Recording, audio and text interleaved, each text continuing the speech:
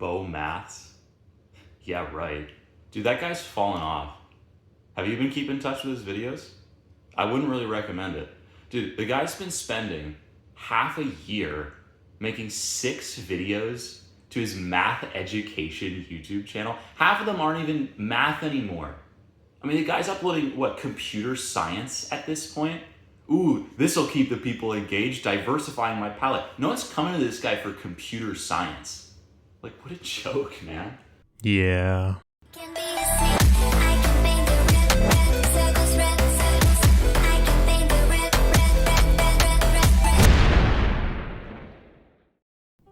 Hello everybody, and welcome back to Maths. Hope you're all doing well, and apologies for the delay in videos. I know I haven't been super consistent anyways, but this video was supposed to come out weeks ago, but I've had so many technical issues. This is like my 6th time, I'm not even exaggerating, my 6th time taking a crack at this video, so hopefully it works out this time.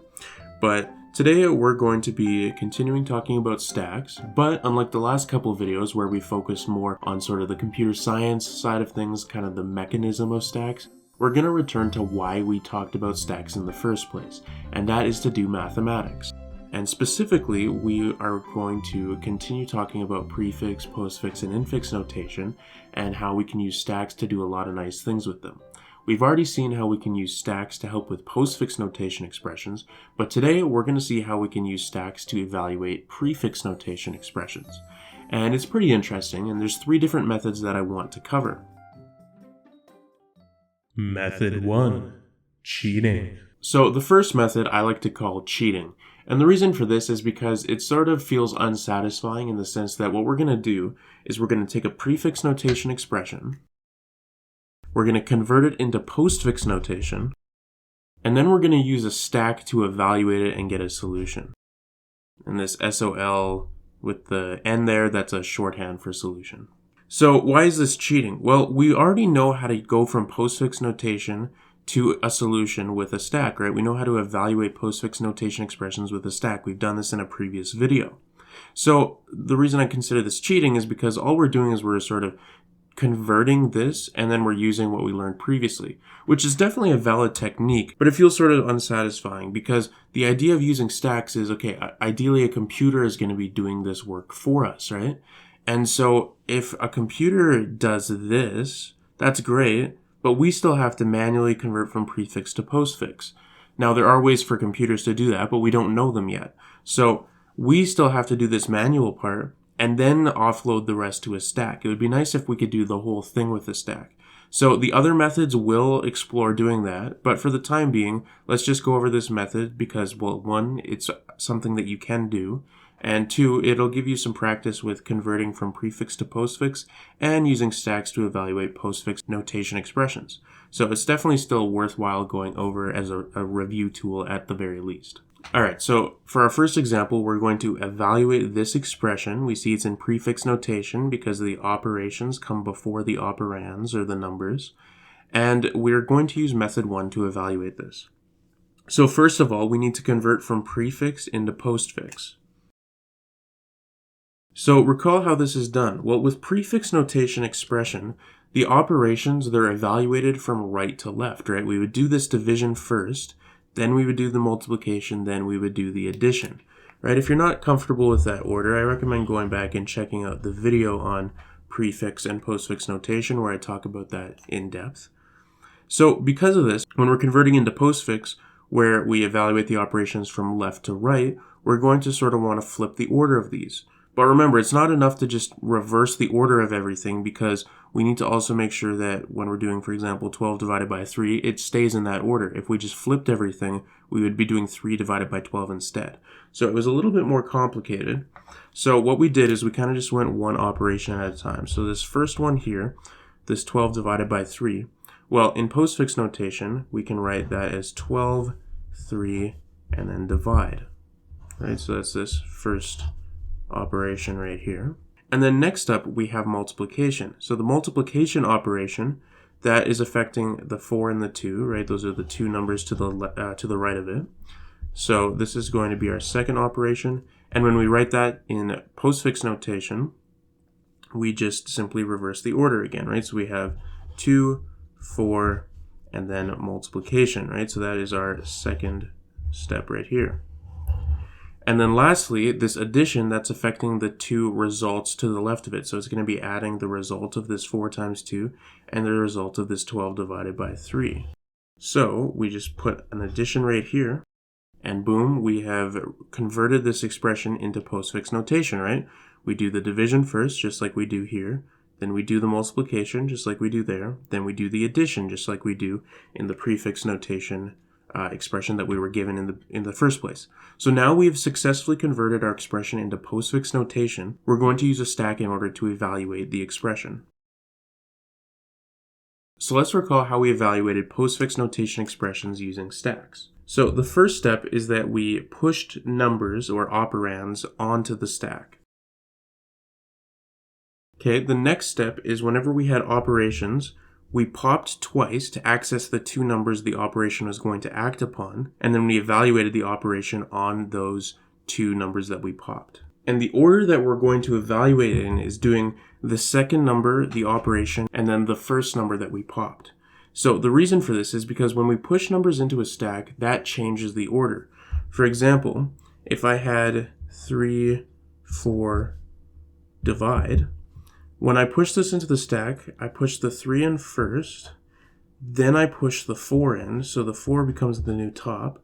But then when I pop twice, I'm going to access the 4 first, and then the 3. So this gives us a different order than what we started with, right? Because the stack is reversing the order of the numbers. So when it comes to things like division, this isn't good, right? Because the order matters.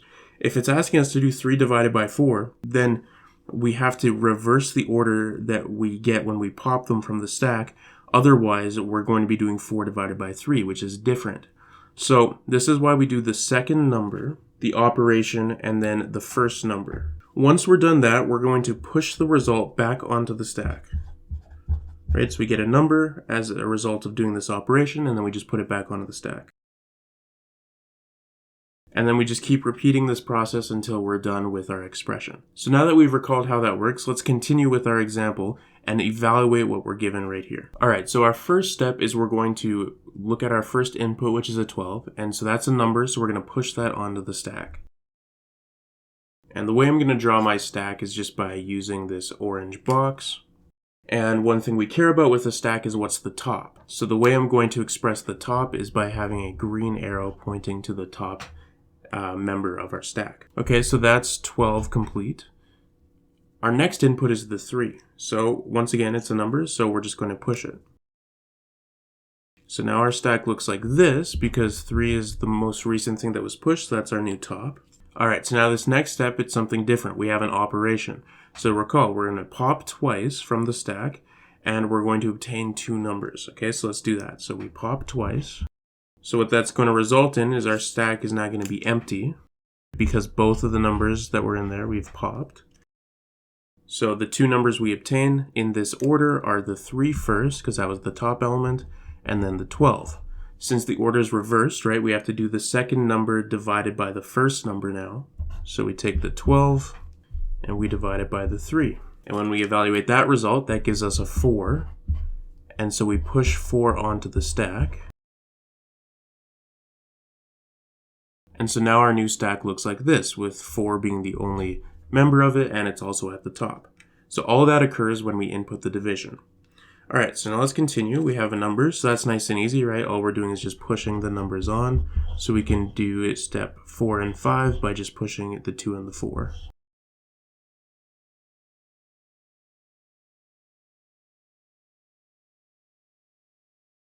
All right, so now our stack looks like this, and our next step is to input an operation, which is now multiplication. Notice I'm using a distinction between push and input, right? Push is where I'm putting the numbers onto the stack, whereas input, I'm not putting the operations onto the stack, I'm just putting them in my calculator or my computer, and that's telling me then to do this next part, which is now popping twice. So now that I've popped twice, our stack, it's going to have the 4 gone and the 2 gone, but this last 4 is still going to be in there. Okay, so the 2 numbers we pop are this top 4, and this next 2 here. So now what we do is we're going to evaluate the multiplication of the two, but keeping the order of doing the second one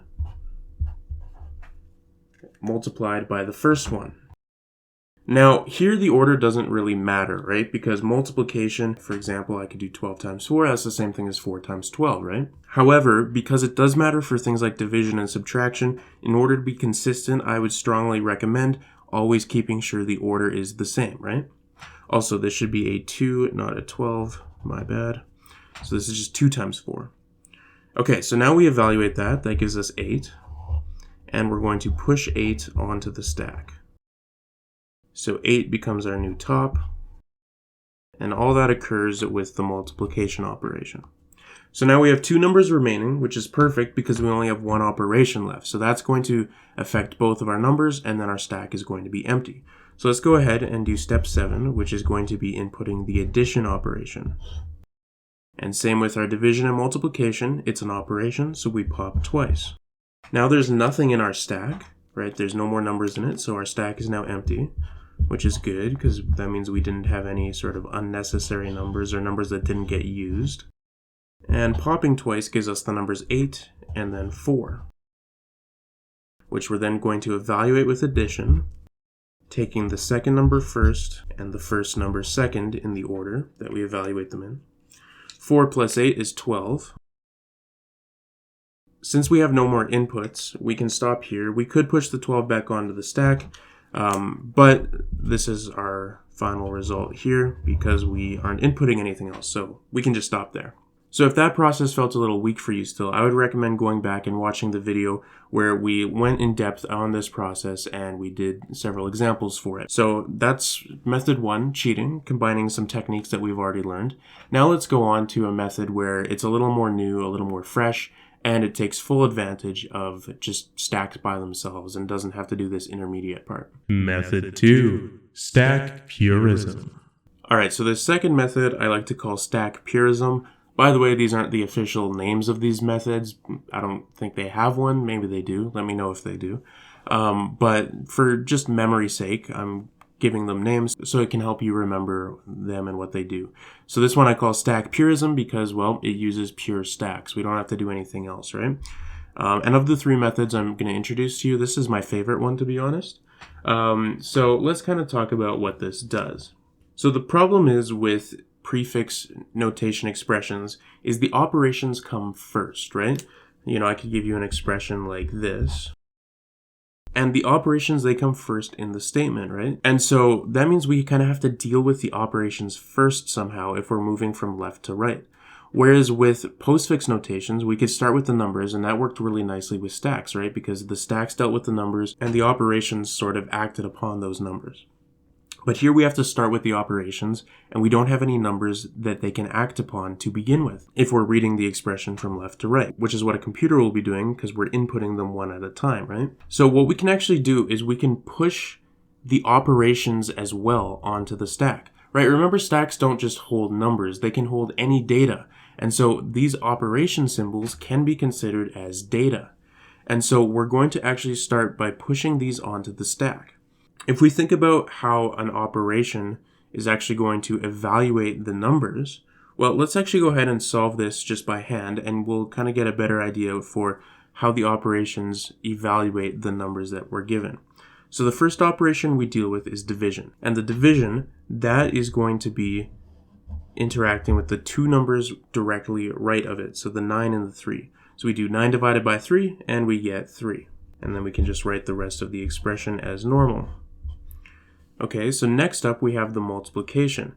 Remember, we always take the rightmost operation when we're doing a prefix notation expression evaluation.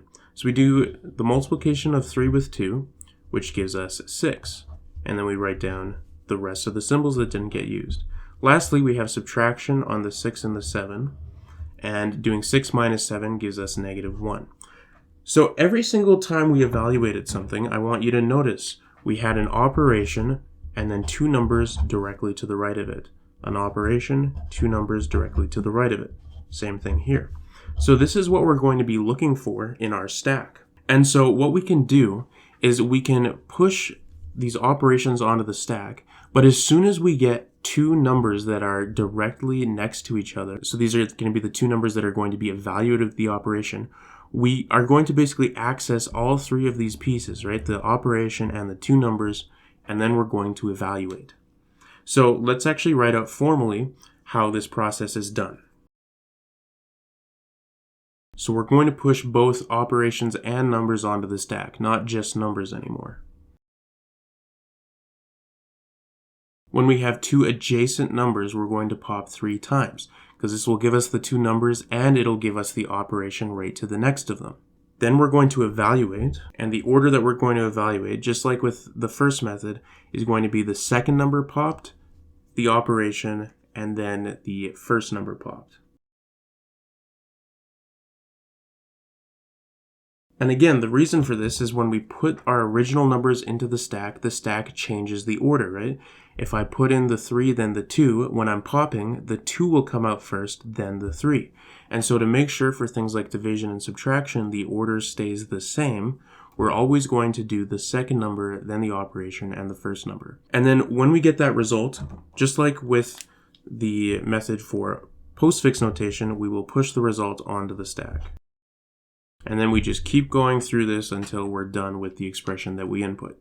So this right here is kind of our little flow chart or our step-by-step process for doing this method 2 or this stack purism method. And notice what's nice, we immediately go to stacks. We don't have to do anything else, no setup or anything like that. It's just immediately stacks. Okay, so let's go back to the example that we did in the first method to see that we get the same answer using this method. This was the expression. It's in prefix notation, and we're going to go ahead and use this stack purism method.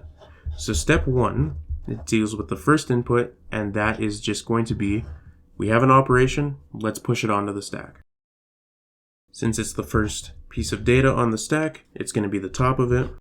And that's all we have to do for the plus. So next up we have multiplication. Once again, it's just an operation. We don't have any numbers it can act upon yet. So we're just going to push that onto the stack as well.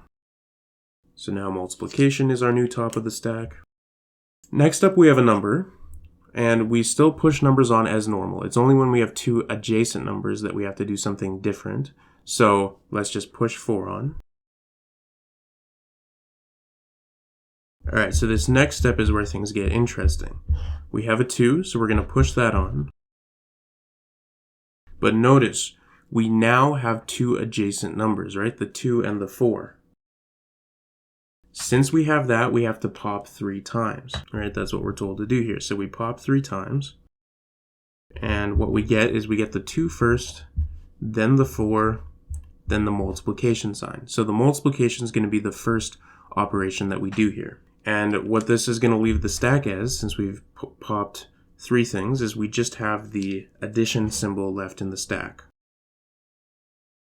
So now what we're going to do is we have these 3 values here, 2 numbers and an operation, so we're going to evaluate it, right? So we're going to do the second number, which is the 4, then the operation, which is multiplication, and lastly, the first number, which is the 2. So we're doing 4 times 2, and that gives us 8. So then we push 8 onto the stack, because that's our result. Alright, so all that occurred with our input of the 2. Next up, we have division. Just an operation, so remember that's not too special in this method. So all we're going to do is push the division symbol onto the stack. Next up, we have a 12. So let's put the 12 onto the stack. So now at this point, we have 2 numbers. So should we pop 3 times, do 12 divided by 8? Not quite. The reason is because these need to be 2 adjacent numbers, right? We need to have another number that's next to the 12 to pop 3 times and evaluate. And that's exactly what we're going to get when we input the 3. So you may or may not be able to see these 2 pieces of ripped paper. I definitely did not have room to do it down there, so I am just covering that up, and we're going to do it over here. So step 7, we're inputting a 3, so we're pushing 3 onto the stack. And so the new stack is going to look like this. But now we have 2 adjacent numbers, right? We have the 3 and the 12, which means that an operation can act upon them. So we're going to pop 3 times. And in this order, we get the 3 first, then the 12, then the division symbol. And the stack that leaves us with is just the 8 and the plus, where the 8 is our top. And so now we can do the division, where we do the second number first, which is the 12, and then we divide it by the 3, because that's the first number that we popped. And in this case, the order definitely did matter, right? Because we're using division. So we do 12 divided by 3, we get 4, which is nice, because if we did 3 divided by 12, we would have gotten a decimal, which would have been kind of gross, and definitely not what we had when we did the first method, right? So 12 divided by 3 gives us 4, and so we just push 4 back onto the stack. But we're not actually done this step yet, because we have an adjacent 4 and 8 now, right? So we can actually do the process over again, and this all gets triggered by pushing the 3 on, so it sort of starts this cascade of events. So now we have the 4 and the 8 that are adjacent, so we're going to pop 3 times, which is going to give us the 4, the 8, and then the plus sign. And now our stack is empty, which is good, because if this is our last step, we don't want anything remaining in the stack that didn't get used. So we're going to evaluate the operation of addition, where we do the second number first, and then we do the first number popped afterwards. So we have 8 plus 4, which gives us 12, and there's nothing else for us to do. There's nothing else in the stack, nothing else for us to input, right? That was our last input over here. So our final result is 12, which is exactly what we got in the first method. Okay, so that's the second method. I personally like it better because, well, we're only using a stack throughout the whole journey, and I think it's cool that we're putting in operations as sort of their own pieces of data. All right, so let's move on to the third method. Method 3. Postfix Wannabe. All right, so for this third method, I like to call it Postfix Wannabe, and you'll see why in a second. So I don't like this method as much as the second method. However, I think this one is a little bit easier to code if you're doing this in a computer science class. So I think this is more likely what you'll see in a computer science class for those of you who are watching this for that purpose. But I think actually like writing it out, doing it mathematically, the second method that we just did is going to be a little bit nicer. However, this is still an important method to know, so I'm going to introduce it to you here. The issue that we ran into that the second method was able to deal with is that the operations came first, right? And if we wanted to use the stack where it was only dealing with numbers, that really couldn't be resolved unless we converted it into postfix notation like we did with the first method. So what this method's going to do is it's not going to quite put it into postfix notation, but it's going to put the numbers first, and it's going to do that by reversing the order and then going from there.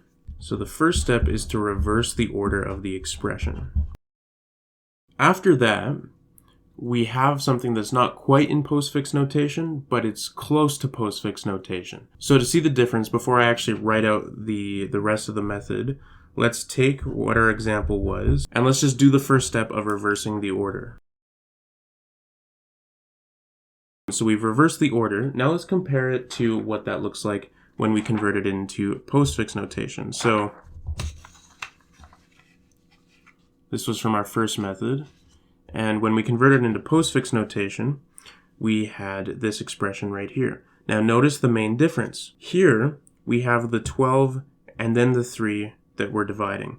But here we have the 3 and then the 12. That's a big reason that this is not actually in postfix notation. If we read it in postfix notation, we would be doing 3 divided by 12. But we're actually supposed to be doing 12 divided by 3. So somehow the order that we do the numbers in is actually going to have to be different here. And that's the key difference between how we're going to do this method, the postfix wannabe method, and how we actually did postfix notation when we evaluated with a stack.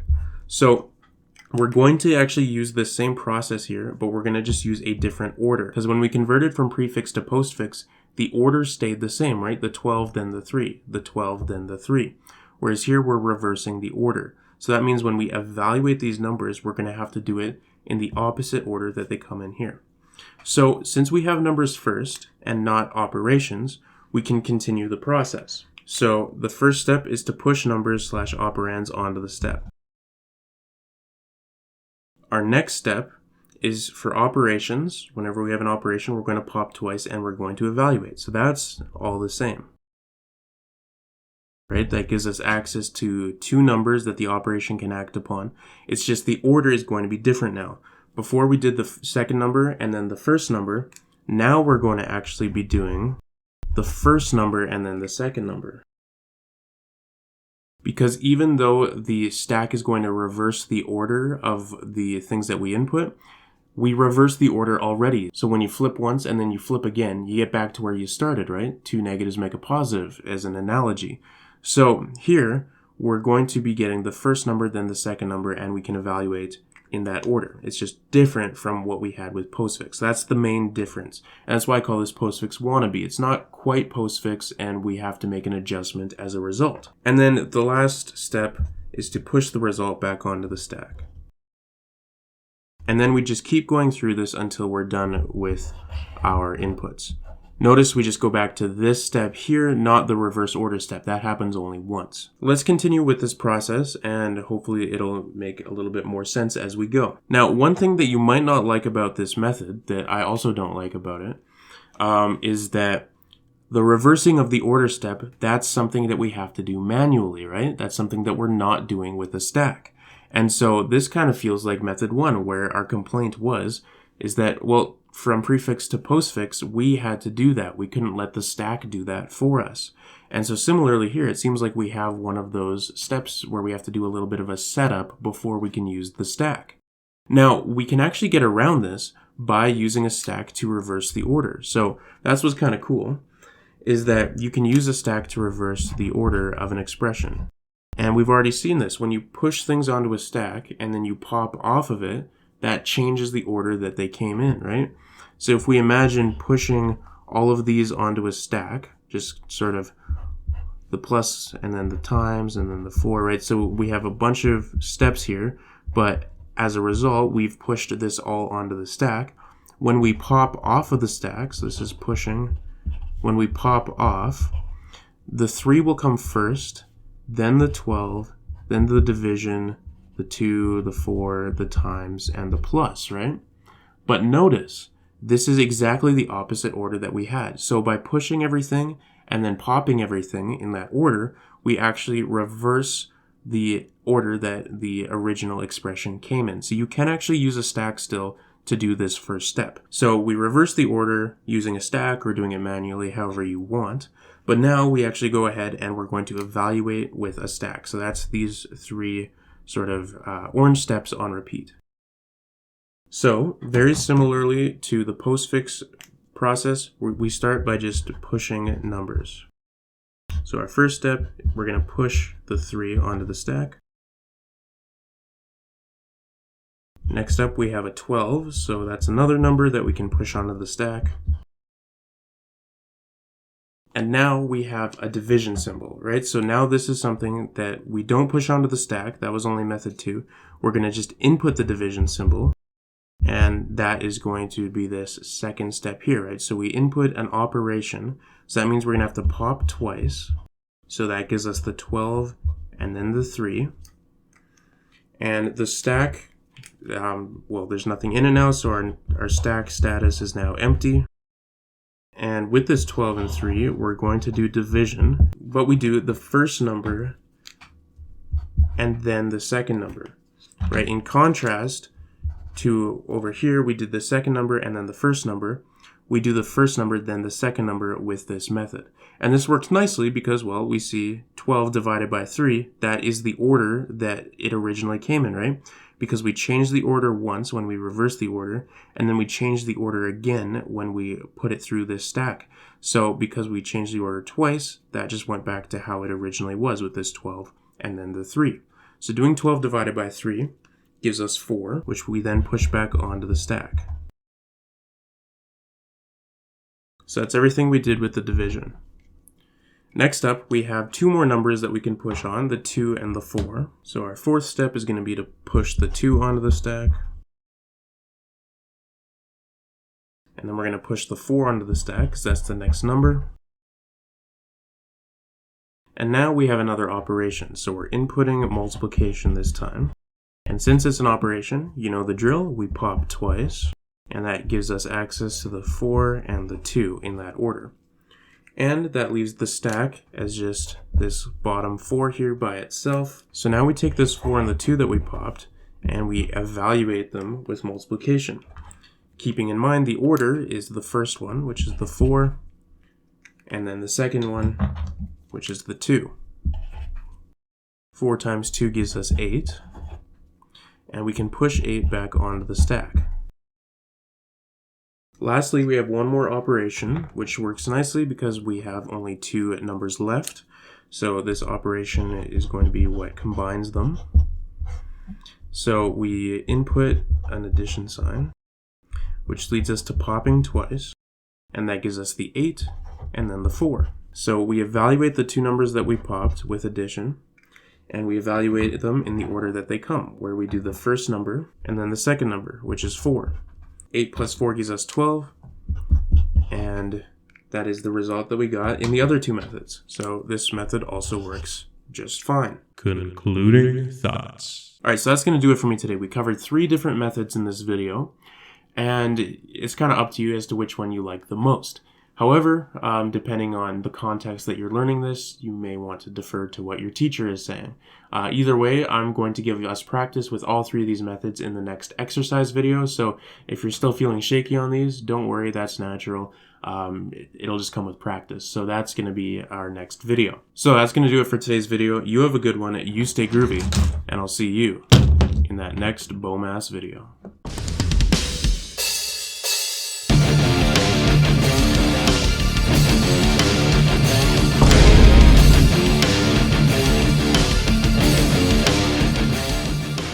BOMAS.